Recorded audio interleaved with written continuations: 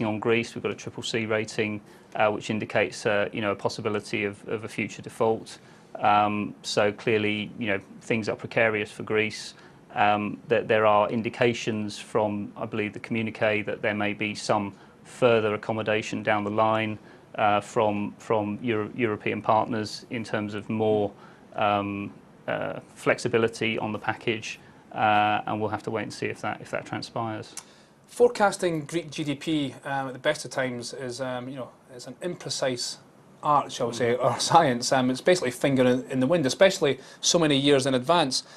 Is this 124% debt to GDP ratio by 2020? I mean, how accurate is that? Well, the further you go out with any forecast, the more problematic it becomes, or the more difficult it becomes to rely on.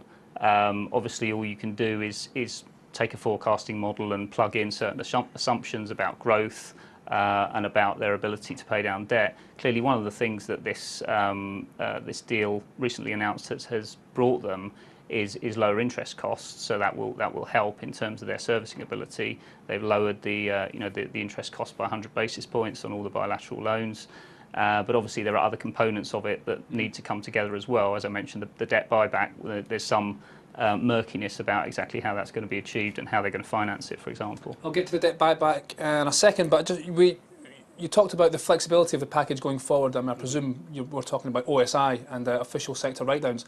Can you quantify in any way how much the official sector would have to write off and debt to be cancelled to get Greece back on a sustainable debt path? I mean, it's difficult to be precise on the exact amount of debt that would need to be written down, but clearly, the balance of the debt outstanding now for Greece is very much in the hands of the official sector. There's only about 60 billion or so left in the private sector. Official sector has a much more significant portion of the over sort of 300 billion plus debt load that Greece carries. So clearly, the only way for them to make a material difference to Greece's debt sustainability in the future would be to target the official sector. Obviously, there are rumours about the timing of that and when it might be politically acceptable to Greece's partners. So, we're not expecting that to happen anytime soon, but it's clearly something that is perhaps on the table for a negotiation further down the line. I mean, for example, would it be closer to 100 billion or to 200 billion? It's difficult to do the calculation in my head on the spot. I would say, 100 billion would be a material reduction in the debt load. It would be nearly a third of the outstanding debt, or getting on for that sort of sum. So I would imagine that would get you somewhere closer to a clearly sustainable debt path.